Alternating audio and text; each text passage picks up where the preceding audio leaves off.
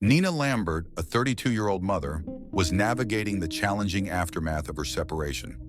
With her 8-year-old son Max by her side, she was working tirelessly to rebuild her life in the quiet town of Blue Ridge, Tennessee.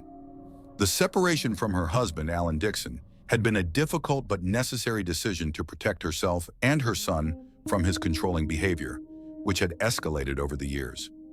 Alan, a well-known mechanic in town, had always been seen as a charming and helpful man. However, behind closed doors, his temper was unpredictable, and his controlling tendencies had slowly consumed their marriage. Although Nina had managed to leave, Alan's hold on their lives remained, as he viewed the separation not as an end, but as a challenge to his authority. Determined to provide stability for Max, Nina took on a job as a waitress at a local cafe. The steady routine offered a sense of purpose and an escape from the chaos Alan had brought into their lives. Despite the emotional toll of the separation, Max adapted well to their new life, his cheerful nature a source of strength for Nina. Yet in her quiet moments, she couldn't shake the lingering sense of unease that Alan's presence in their lives continued to provoke. One October evening, Nina sat in her modest living room, wrapped in the warmth of a cozy routine. Max played quietly on the rug, absorbed in his toy cars, while she sipped tea and allowed herself a rare moment of relaxation. The soft hum of the television and the rustle of the trees outside created a comforting backdrop, but Nina's sense of vigilance never entirely faded. Her phone buzzed on the table, disrupting the calm. It was a message from Alan, his words terse and insistent. The tone of the message was familiar, an attempt to reassert control and manipulate her emotions. Nina felt the familiar tightening in her chest, a reminder of why she had left. Ignoring the message, she returned her focus to Max, ensuring he felt the security she fought so hard to provide.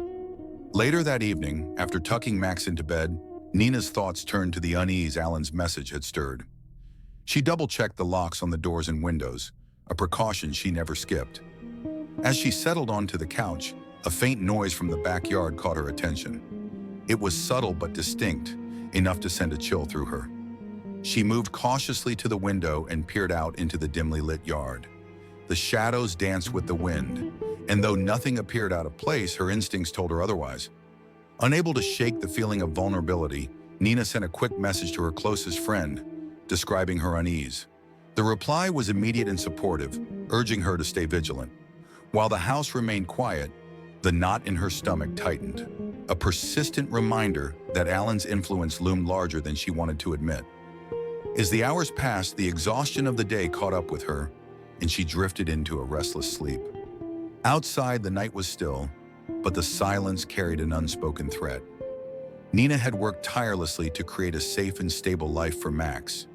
Yet in the shadows, unseen forces were at work, threatening to unravel everything she had built.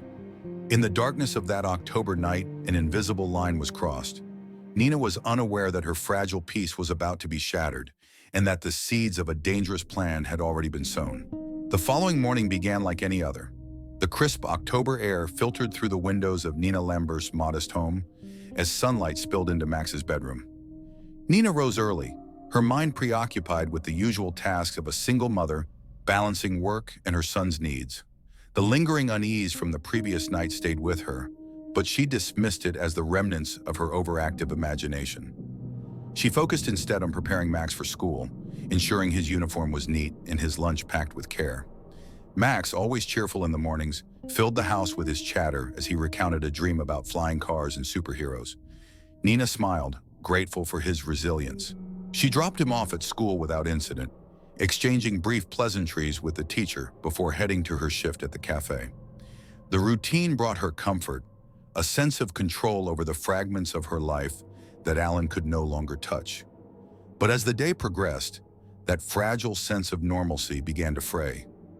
Nina received a notification on her phone just after noon, a reminder of an upcoming meeting with her lawyer to finalize the separation agreement. The message reignited the knot of tension in her stomach. She knew Alan would not let go easily, and this final step toward independence would likely provoke another confrontation. She shook off the thought, focusing on the next order at the cafe, determined not to let her fears disrupt her day. By the time her shift ended in the late afternoon, The skies had turned a muted gray, promising rain. Nina drove to Max's school to pick him up, humming along to the radio in an effort to shake off the tension. She parked in her usual spot, noting the familiar cluster of parents waiting for their children. But as the minutes ticked by, an uneasy realization set in. Max was nowhere to be seen. Nina's heart raced as she scanned the crowd, her eyes darting between the children spilling out of the school doors. Panic crept in as she approached the teacher on duty, asking where Max was. The teacher's expression shifted to concern as she checked the list of students dismissed that day. Max's name was marked as picked up by someone else. Confusion turned to dread as Nina demanded an explanation. The teacher explained that a man had arrived earlier, identifying himself as Max's father. He had provided identification and stated that he had Nina's permission to pick up their son. The teacher's voice was steady, but Nina could hear the unease beneath it as she described the man's demeanor. Calm, authoritative, and insistent. Nina's world tilted. She had not given Alan permission to pick up Max. The realization hit her like a blow. Alan had taken him. Her breath caught in her throat as a torrent of emotions surged through her. Fear, anger, and the crushing guilt that she had not anticipated something like this. She clutched her phone, dialing the school's administrative office in a desperate attempt to confirm the details. The staff confirmed that Alan had indeed picked Max up and that his name was on the list of approved contacts, a decision made during their separation agreement. The words felt like an accusation, as though Nina herself had enabled this nightmare. She hung up and immediately called Alan, but the call went straight to voicemail. Her next call was to the local sheriff's office. She explained the situation in a frantic rush, her voice trembling with urgency. The officer on the line assured her that a report would be filed, but he reminded her that Alan, as Max's father, technically had legal rights. Nina's protests were met with a calm but frustrating response. Unless there was evidence of imminent danger, their hands were tied. Nina drove home in a daze, the familiar streets blurring as her mind raced through worst-case scenarios. Alan's actions were not impulsive, they were calculated. She knew him well enough to understand that this was more than a power play. It was a deliberate attempt to regain control, to punish her for leaving. As she pulled into the driveway, her phone buzzed with a notification. A message, this time from an unknown number, appeared on the screen. The words were chillingly simple. "Max is safe. You'll hear from me soon." Her hands trembled as she read and reread the message, trying to discern its meaning.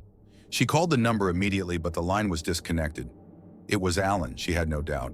He was taunting her, letting her know that he held all the cards. Nina sank into the driver's seat, clutching her phone as tears streamed down her face. The safety and stability she had fought so hard to build were unraveling before her eyes. That night, the house was unnervingly quiet without Max's laughter. Nina sat at the kitchen table, her hands wrapped around a mug of untouched tea. The weight of Alan's actions pressed down on her, but beneath the fear, a fierce determination began to rise. She wouldn't let Alan win. She would find Max and bring him home, no matter the cost. As the rain began to fall outside, Nina opened her laptop and began researching custody laws, emergency orders, and private investigators. Each click of the keyboard was an act of defiance, a refusal to let Alan dictate her life any longer. Somewhere out there, Max was waiting for her, and she vowed to do whatever it took to bring him back. Unbeknownst to Nina, Alan's plan was far more sinister than she could have imagined. What had started as a custody dispute was about to escalate into a chilling game of power and control, one that would push Nina to the brink and uncover secrets she never thought possible. The days following Max's unexpected absence from school unfolded in a haze of mounting confusion and concern. Nina Lambert's sudden disappearance left a void that no one could ignore. Her friends and family, used to her unwavering dedication to Max and her responsibilities, were alarmed when she failed to respond to calls or texts. The familiar warmth of her modest home now stood as a cold reminder of her absence, with lights left on and her car sitting untouched in the driveway. It was Laura, Nina's closest friend, who first sensed something was gravely wrong. After 2 days of unreturned messages and no sign of Nina at the cafe, Laura drove to her home to check on her. What she found was unsettling. The front door slightly ajar, the faint smell of something burnt lingering in the air, and silence that seemed to echo louder with every step.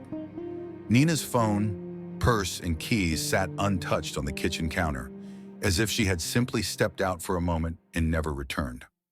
Lori immediately called the sheriff's office. Deputies arrived within minutes, their flashlights slicing through the dim interior as they searched for signs of foul play. While there was no evidence of a struggle, several details stood out. Muddy footprints trailed faintly across the kitchen floor, leading to the back door, which was unlocked. On the porch, a single cigarette butt rested on the railing, a brand Nina didn't smoke. The deputies marked it as evidence, unsure of its significance. The initial investigation began quietly, with neighbors questioned about any unusual activity. Most had little to offer, though one elderly man recalled hearing a car engine idling late at night, something rare in their quiet neighborhood. Another neighbor mentioned seeing an unfamiliar vehicle parked near Nina's home earlier that week, but couldn't provide a clear description. These small details, while inconclusive, hinted that Nina's disappearance wasn't a simple case of someone walking away. As the search for Nina widened, cadaver dogs were brought in to comb the surrounding area. The dense woods behind her home became the focus of their efforts. The dogs led investigators to a shallow stream a few hundred yards away, where a torn scrap of fabric was found snagged on a branch. It was bright yellow, matching the blouse Nina had worn the last time she was seen. The discovery sent a shiver through the search team. Something had happened, but what? The media soon caught wind of Nina's disappearance, casting a spotlight on the sleepy town of Blue Ridge. News vans lined the streets, reporters eager to uncover the story behind the missing mother. Interviews with neighbors painted a picture of a loving woman who doted on her son and had been working hard to rebuild her life after a difficult separation. But alongside the sympathy, whispers of speculation began to emerge. Had Nina left voluntarily? Could she have been overwhelmed by the pressures of single parenthood? Or was there something far more sinister at play? As the investigation deepened, detectives uncovered details about Nina's life that added to the mystery. Her separation from Alan Dixon, though amicable on the surface, had been fraught with tension. Friends described Alan as a man who struggled to let go, often showing up unannounced at Nina's workplace or sending her messages that bordered on obsessive. Yet when questioned by authorities, Alan appeared cooperative, expressing shock and concern over her disappearance. His alibi, a night spent fishing alone, was noted but not immediately corroborated. The trail of clues grew murkier with each passing day. Forensic experts analyzed the cigarette butt found on Nina's porch and discovered a partial fingerprint. However, it didn't match anyone in the immediate circle of suspects, leaving investigators to wonder if someone else had been involved. Meanwhile, her phone records revealed that her last outgoing call had been to an unknown number, one that was no longer in service when traced. The search intensified when deputies found tire tracks leading into a wooded area several miles from Nina's home.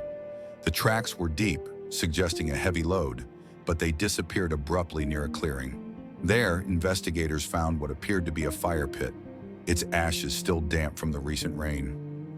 Among the charred remains, they discovered a fragment of what looked like burned plastic.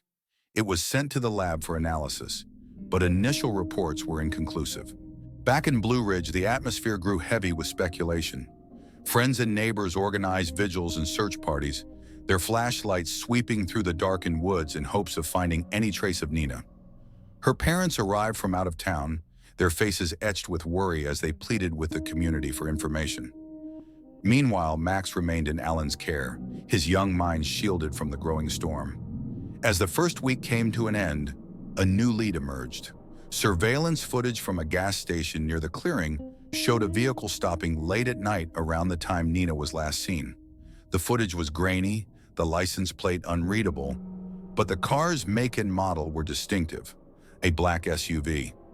Detectives worked to track down every registered owner of such a vehicle in the area, but it was a daunting task with no immediate results. The tension reached a breaking point when cadaver dogs returned to the woods near the clearing, this time alerting to a spot near the fire pit. Investigators began digging, their shovels striking something solid beneath the damp earth. What they uncovered sent chills through the team, a set of charred, unidentifiable remains wrapped in a blackened tarp. Though the body was too damaged for immediate identification, the discovery confirmed their worst fears. Nina was no longer alive. News of the remains spread quickly, plunging the town into shock. The community that had rallied around the search was now gripped by grief and fear.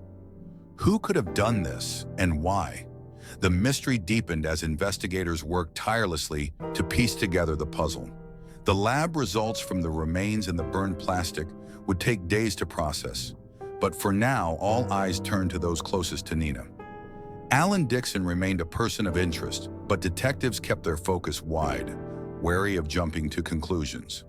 The discovery of the remains raised new questions.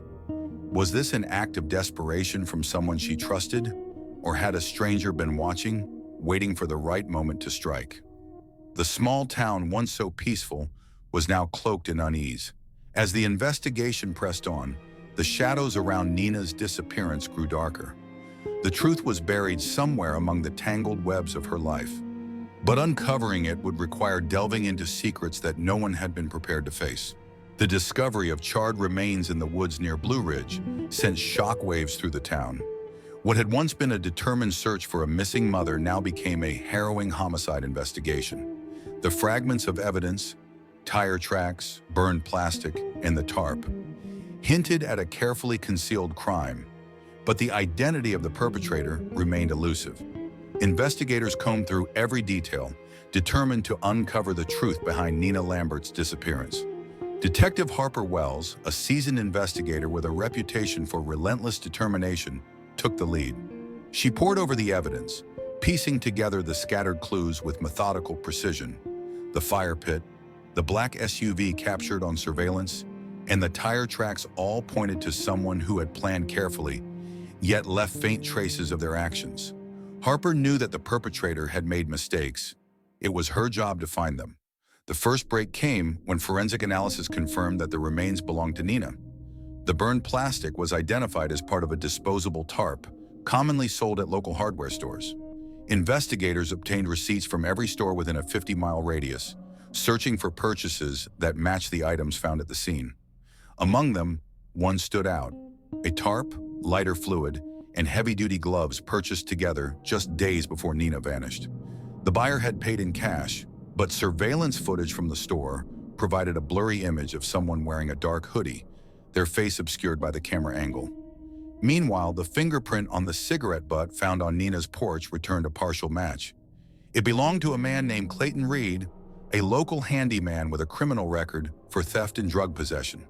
When questioned, Clayton admitted to being near Nina's house, but claimed he was there for an unrelated job and denied knowing her.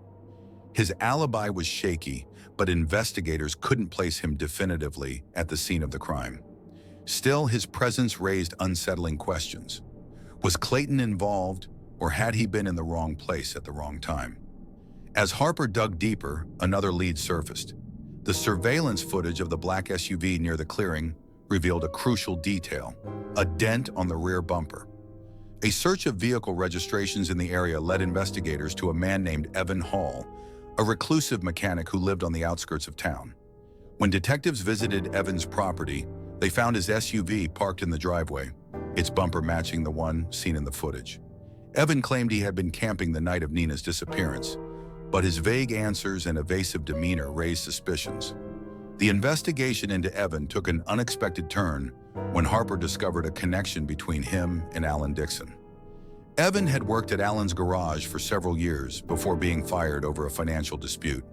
Though Alan dismissed the issue as minor, Harper couldn't ignore the possibility that the two men had unfinished business. Was Evan acting on his own, or had someone enlisted him to carry out a darker plan? The pressure mounted as the community demanded answers. Nina's parents held a tearful press conference, pleading for anyone with information to come forward. The emotional weight of their words rippled through Blue Ridge, spurring more tips and leads. Some pointed to Nina's estranged husband, Alan, whose calm exterior seemed increasingly out of place amidst the chaos. Others speculated about Clayton Reed or Evan Hall, both of whom had suspicious ties to the evidence. Harper's instincts told her that the truth lay in the connections between these individuals. The investigation expanded to include their phone records, financial transactions, and movements in the days leading up to Nina's disappearance. What emerged was a tangled web of interactions that hinted at something far more sinister than a simple custody dispute. One chilling discovery came from Alan's financial records. In the weeks before Nina vanished, he had made several large cash withdrawals, totaling nearly $10,000. The timing coincided with the purchase of the tarp and lighter fluid, raising the possibility that Alan had financed the crime. When confronted with this information, Alan claimed the money was for home repairs, a flimsy excuse that only deepened Harper's suspicions. At the same time, phone records revealed a flurry of calls between Alan and Evan in the days leading up to Nina's disappearance. Evan's phone also pinged near the fire pit in Nina's home on the night in question. Confronted with this evidence, Evan maintained his innocence, but grew increasingly agitated during questioning. His story began to unravel when investigators found traces of burned fabric in his workshop, fabric that matched the torn yellow blouse discovered in the woods. As the pieces of the puzzle fell into place, Harper faced a daunting question. How deeply was Alan involved? The evidence suggested he had orchestrated the crime, using Evan as an accomplice to carry out the gruesome act. But without a confession or direct witness testimony, proving Alan's role remained a challenge. The breakthrough came from an unexpected source. A tipster, who wished to remain anonymous, provided investigators with a chilling account of Alan's behavior shortly before Nina's disappearance. The tipster, a former friend of Alan's, described a heated conversation in which Alan had expressed frustration over the custody battle. "She thinks she can take Max away from me," Alan had reportedly said, "but I'll make sure she's out of the picture for good." This statement, coupled with the mounting circumstantial evidence, painted a damning picture. Harper prepared a warrant to search Alan's property in greater detail, determined to find the final piece of evidence that would tie him directly to the crime. The search yielded a critical discovery, a hidden compartment in Alan's garage containing items that matched the hardware store purchases. Among them were remnants of the tarp and a box of heavy-duty gloves, both bearing faint traces of blood. DNA analysis confirmed it belonged to Nina, sealing Alan's fate. The town of Blue Ridge, once quiet and unassuming, now found itself at the center of a chilling crime. As Harper prepared to arrest Alan and Evan, she couldn't shake the weight of the case. Nina's murder wasn't just a personal tragedy, it was a stark reminder of how far someone would go to maintain control, even at the cost of another's life. But Harper knew the story wasn't over. The arrest would be only the beginning of uncovering the full extent of Alan's plan and ensuring justice for Nina. The shadows of deception that had loomed over Blue Ridge were finally beginning to lift, but the road to closure would be long and fraught with more revelations. The air in Blue Ridge had turned colder, and it wasn't just the shifting seasons. The weight of Nina Lambert's disappearance and the discovery of her remains hung heavy over the town. It was no longer a question of whether something terrible had happened. It was a matter of piecing together the grim puzzle. Investigators knew they were closing in on the truth, but each revelation seemed to raise more questions than answers. The arrests of Alan Dixon and Evan Hall happened almost simultaneously, a coordinated effort to ensure neither had time to react. Alan had been in his garage when the police arrived, methodically tinkering with tools. There was no indication he had been preparing to flee, yet the calm of his demeanor felt unnatural, as though he had already rehearsed how to face such a moment. His protestations were firm yet hollow, his confidence cracking the moment he realized Max was being taken into protective custody. Something shifted in his expression as he watched his son disappear from view, but whether it was regret, anger, or fear was impossible to tell. Evan Hall, in contrast, was subdued. He had been sitting on the porch of his dilapidated home, staring out at the empty road as if anticipating their arrival. The black SUV with the dented bumper sat nearby, its presence as damning as the evidence tied to it. Evan didn't argue or resist as the officers approached, simply raising his hands in silent surrender. The resignation in his eyes suggested he had been carrying the weight of his involvement for days, though whether it was guilt or another emotion entirely remained unclear. The interrogations that followed were tense, both men presenting themselves in starkly different ways. Evan's posture was slouched, his eyes dark and evasive, while Alan maintained a rigid composure, his hands clasped tightly as though holding himself together.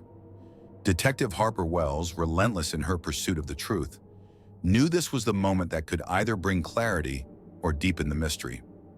Evan's account began slowly, his words halting and deliberate.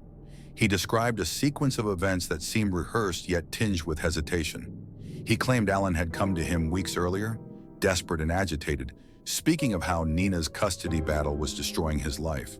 Alan had framed his request as a plea for help, promising a substantial payment in return for what he described as a warning to Nina. But as Evan recounted the events of that night, his voice faltered. The narrative took a darker turn when he spoke of Nina's arrival at Alan's property. What had begun as a heated argument quickly spiraled into violence.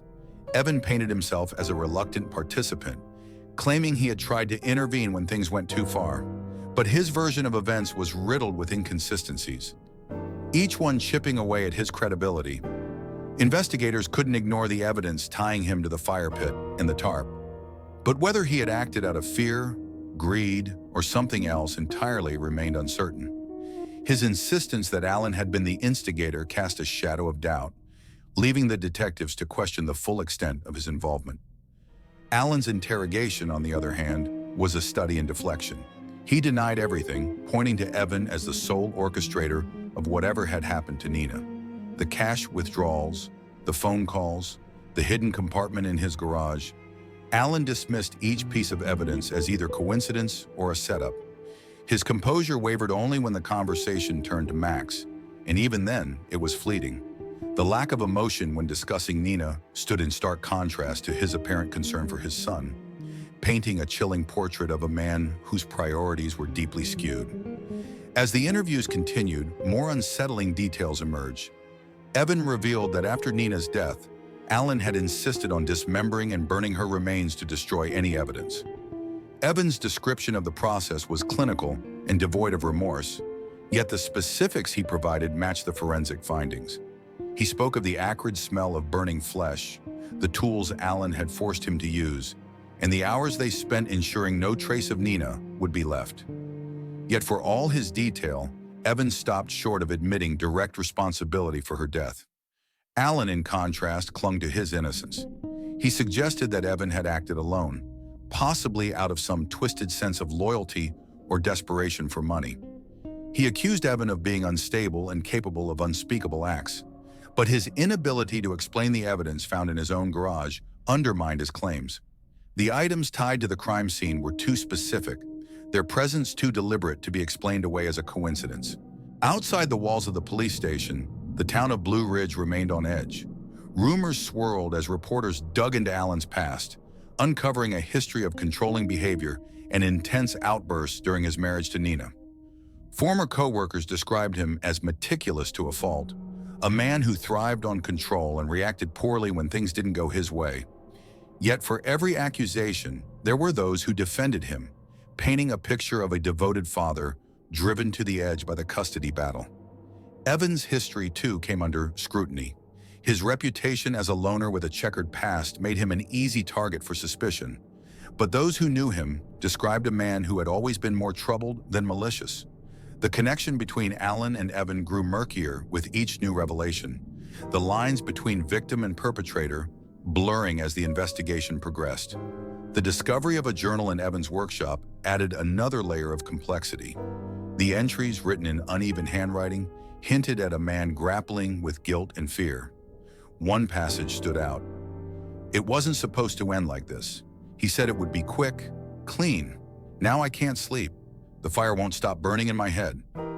The words suggested complicity, but they also hinted at manipulation, raising the possibility that Evan had been coerced into participating in something far darker than he had anticipated. Forensic analysis of the evidence continued to unravel the narrative. The DNA on the tarp, the blood traces in Alan's garage, and the fragments of Nina's clothing all pointed to a calculated effort to erase her existence. Yet the absence of definitive proof about who had delivered the fatal blow left the case teetering on the edge of uncertainty. As the days turned into weeks, the community struggled to reconcile the image of Nina, a beloved mother and friend, with the horrifying details of her death. The custody battle that had consumed her final months now seemed insignificant compared to the brutality of what had been uncovered. Vigils were held in her memory, candles flickering against the backdrop of a town forever changed by her loss. For Detective Harper Wells, the case remained far from over. The tangled web of lies, secrets, and half-truths demanded a deeper dive into the lives of both Alan and Evan. She knew the story they were telling wasn't complete, that somewhere in the shadows lay the full truth of what had happened to Nina Lambert. As Harper sat in her office late one night, reviewing the evidence yet again, a gnawing sense of unease crept over her. The facts of the case were chilling, but it was the unanswered questions that haunted her most. Why had Evan stayed silent for so long? What was Alan truly capable of? And most disturbingly, was there someone else lurking in the periphery? Someone who had yet to be uncovered? The shadows around Nina's death were thick, but Harper was determined to cut through them. The story wasn't over. Not yet. There were still pieces missing, and she wouldn't rest until every last one was found. The weight of the evidence against Alan Dixon and Evan Hall seemed undeniable, yet something about the case gnawed at Detective Harper Wells. Though both men were in custody, their stories, while incriminating, failed to align completely. Evan's journal hinted at coercion, while Alan's insistence on Evan's sole culpability felt calculated. Like a man trying to distance himself from a crime he had orchestrated, Harper knew there were still missing pieces to the puzzle. As the forensic team delved deeper into the evidence, new findings painted an even darker picture. Analysis of the tools found in Alan's garage revealed microscopic traces of Nina's blood, but a second unidentified DNA profile was also present. This revelation suggested a third party might have been involved, someone who had yet to surface in the investigation. Harper's unease grew as she reviewed surveillance footage of Evan's workshop from the night Nina disappeared. Though the video was grainy, it captured a figure entering the building hours after Evan claimed to have burned Nina's remains. The figure's movements were cautious, deliberate, as though they were searching for something. The footage cut off abruptly, leaving more questions than answers. Determined to uncover the truth, Harper turned her attention to the phone records of both men. A previously overlooked call made from Evan's phone to an unknown number on the night of the murder caught her eye. The number belonged to a burner phone purchased just days before Nina's disappearance. Further investigation revealed the burner phone had been used to contact Alan several times, as well as a third number that remained active. Harper requested a trace on the active number and discovered it belonged to someone shockingly close to the case, Clayton Reed, the handyman who had initially been dismissed as a suspect. Clayton had claimed to be near Nina's home for unrelated work, but the new phone records placed him in proximity to both Alan's property and the fire pit. Clayton's potential involvement opened a chilling possibility. Had Alan and Evan enlisted a third accomplice to cover their tracks? Clayton was brought in for questioning, his demeanor shifting from confident to defensive as Harper laid out the findings. He denied any involvement in Nina's murder, but admitted to working odd jobs for Alan in the weeks leading up to her disappearance. He claimed Alan had paid him in cash for general cleanup tasks, including clearing brush on the property where the fire pit was located. Harper pressed him on the phone records, but Clayton's story remained consistent. He had been hired to do a job and nothing more. Yet his account contradicted the evidence. Surveillance footage showed Clayton's truck parked near Alan's garage on the night Nina vanished, and soil samples from the tires matched the area around the fire pit. His vague explanations did little to absolve him of suspicion. Meanwhile, Evan's behavior in custody grew increasingly erratic. He began to withdraw, refusing to answer further questions and spending hours in his cell staring at the walls. When a guard reported overhearing Evan muttering about promises broken and not being the only one, Harper's suspicions deepened. It seemed Evan knew more than he was letting on, but feared the consequences of speaking out. Harper's focus returned to Alan, whose calm facade began to crumble under the mounting pressure. Financial records revealed another startling detail, a series of cash withdrawals that matched payments made to both Evan and Clayton. These transactions, coupled with Alan's previous behavior, painted him as the mastermind behind Nina's death. Yet his connection to Clayton raised troubling questions. Had Alan manipulated Evan and Clayton into doing his bidding, or had the three men conspired together? The case took an even darker turn when investigators discovered a hidden safe in Alan's home. Inside, they found photographs of Nina with Max, torn into pieces. Alongside them was a handwritten letter Alan had never sent, its contents chillingly revealing his state of mind. The letter spoke of his desperation to keep Max, his hatred for Nina, and his belief that removing her was the only solution. The language was raw, unfiltered, and damning. As the evidence mounted, Harper knew the investigation was nearing its climax. Alan, Evan, and Clayton each played roles in Nina's death, but the extent of their involvement remained unclear. Harper suspected Alan was the orchestrator, Evan the reluctant accomplice, and Clayton the enforcer. But proving this theory required more than circumstantial evidence. The breakthrough came unexpectedly. A new witness, a neighbor of Alan's, came forward with a chilling account of the night Nina disappeared. The neighbor had seen a figure in dark clothing dragging something heavy into the woods behind Alan's property. Though they couldn't identify the person, their description matched Clayton's build and clothing from surveillance footage. With this new testimony, Harper pieced together a timeline that placed all three men at the scene of Nina's murder. Alan had lured Nina to his home, where a confrontation turned fatal. Evan, coerced by promises of money, had helped dispose of her body, while Clayton had been brought in to ensure there were no loose ends. The brutality of the crime, coupled with the meticulous cover-up, revealed a chilling level of premeditation. Despite the mountain of evidence, Harper knew the case was far from over. The trial would bring its own challenges, and the full truth might never be known. But for now, the shadows surrounding Nina's death were beginning to lift, exposing the depths of deception and violence that had claimed her life. The trial unfolded under an air of somber anticipation, with the town of Blue Ridge gripped by the chilling details of the case. The prosecution meticulously constructed a narrative, weaving together the web of evidence that pointed to Alan Dixon, Evan Hall, and Clayton Reed's involvement in the brutal murder of Nina Lambert. Every piece of evidence, from financial transactions to forensic discoveries, revealed a tale of desperation, manipulation, and premeditated violence. Alan sat stiffly throughout the proceedings, his defiance evident in his cold demeanor. Evan appeared hollow, his face a portrait of guilt and dread, while Clayton avoided all eyes, his gaze fixed on the floor as though the weight of his actions was too heavy to bear. The jury's responsibility was immense, to untangle the deceit and determine the true extent of each man's guilt. The prosecution presented their case with precision, painting Alan as the mastermind. His desperation to win custody of Max had driven him to manipulate Evan and Clayton into carrying out his horrific plan.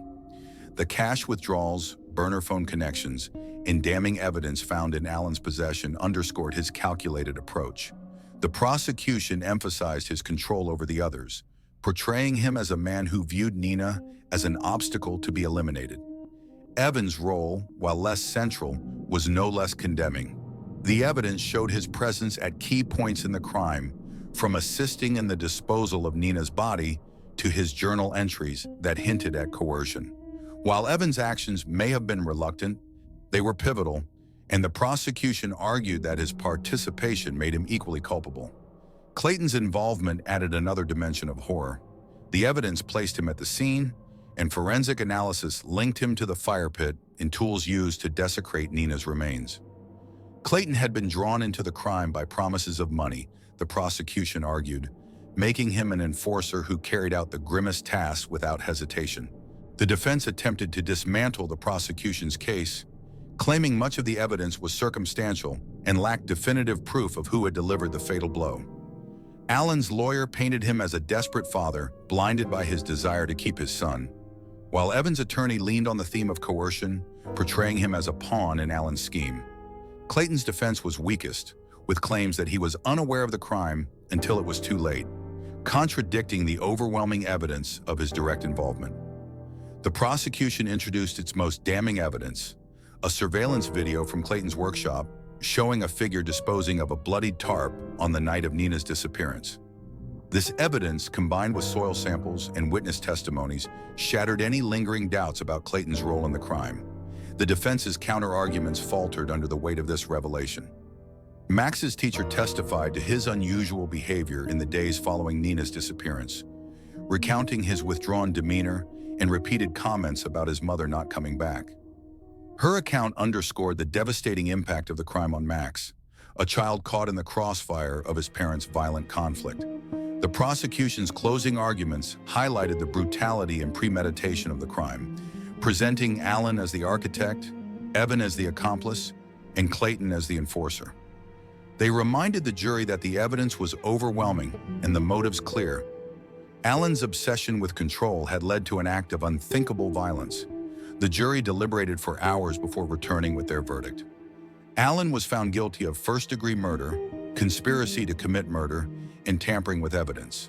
Evan was convicted of second-degree murder and accessory to murder, while Clayton faced convictions for manslaughter, abuse of a corpse, and obstruction of justice. Each verdict landed like a hammer, bringing the courtroom to a somber silence. The sentences reflected the severity of their crimes. Alan received life imprisonment without parole, his stoic facade finally giving way to despair. Evan was sentenced to 25 years, his remorse palpable as the weight of his actions bore down on him. Clayton, facing 20 years, seemed resigned. The reality of his role in the crime etched deeply into his expression. For the community of Blue Ridge, the verdicts provided a measure of closure, though the scars of Nina's death would remain. Vigils were held in her memory, and her family vowed to honor her legacy by raising Max in a home filled with love and security. Her sister, now his guardian, pledged to protect him from the darkness that had consumed their lives. Detective Harper Wells felt relief as the trial concluded, though the case would forever haunt her. The layers of deceit, desperation, and cruelty she had uncovered revealed the darkest facets of human nature. Closing the case file, she reflected on Nina's tragic end, knowing her story would remain a stark reminder of the hidden violence that can destroy even the most unassuming lives. Nina's death had shattered the illusion of control Alan sought to maintain, exposing the lengths people would go to achieve their desires. For those left behind, the journey of healing began, but the echoes of her story would resonate long after the courtroom doors closed. It was a story of manipulation, brutality, and the unyielding pursuit of justice, a grim testament to the shadows that can exist within seemingly ordinary lives. The trial unfolded under an air of somber anticipation, with the town of Blue Ridge gripped by the chilling details of the case. The prosecution meticulously constructed a narrative, weaving together the web of evidence that pointed to Alan Dixon, Evan Hall, and Clayton Reed's involvement in the brutal murder of Nina Lambert. Every piece of evidence, from financial transactions to forensic discoveries, revealed a tale of desperation, manipulation, and premeditated violence. Alan sat stiffly throughout the proceedings, his defiance evident in his cold demeanor. Evan appeared hollow, his face a portrait of guilt and dread, while Clayton avoided all eyes, his gaze fixed on the floor as though the weight of his actions was too heavy to bear. The jury's responsibility was immense, to untangle the deceit and determine the true extent of each man's guilt. The prosecution presented their case with precision, painting Alan as the mastermind. His desperation to win custody of Max had driven him to manipulate Evan and Clayton into carrying out his horrific plan. The cash withdrawals, burner phone connections, and damning evidence found in Alan's possession underscored his calculated approach. The prosecution emphasized his control over the others, portraying him as a man who viewed Nina as an obstacle to be eliminated. Evan's role, while less central, was no less condemning. The evidence showed his presence at key points in the crime, from assisting in the disposal of Nina's body to his journal entries that hinted at coercion. While Evan's actions may have been reluctant, they were pivotal, and the prosecution argued that his participation made him equally culpable. Clayton's involvement added another dimension of horror. The evidence placed him at the scene, and forensic analysis linked him to the fire pit and tools used to desecrate Nina's remains. Clayton had been drawn into the crime by promises of money, the prosecution argued, making him an enforcer who carried out the grimmest tasks without hesitation. The defense attempted to dismantle the prosecution's case, claiming much of the evidence was circumstantial and lacked definitive proof of who had delivered the fatal blow. Alan's lawyer painted him as a desperate father, blinded by his desire to keep his son, while Evan's attorney leaned on the theme of coercion, portraying him as a pawn in Alan's scheme. Clayton's defense was weakest, with claims that he was unaware of the crime until it was too late, contradicting the overwhelming evidence of his direct involvement. The prosecution introduced its most damning evidence, a surveillance video from Clayton's workshop showing a figure disposing of a bloodied tarp on the night of Nina's disappearance.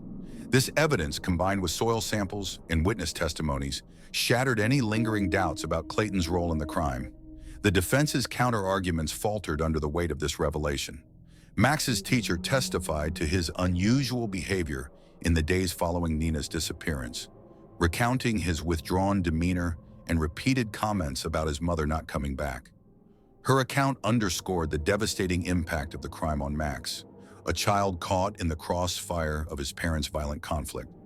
The prosecution's closing arguments highlighted the brutality and premeditation of the crime, presenting Alan as the architect, Evan as the accomplice, and Clayton as the enforcer. They reminded the jury that the evidence was overwhelming and the motives clear.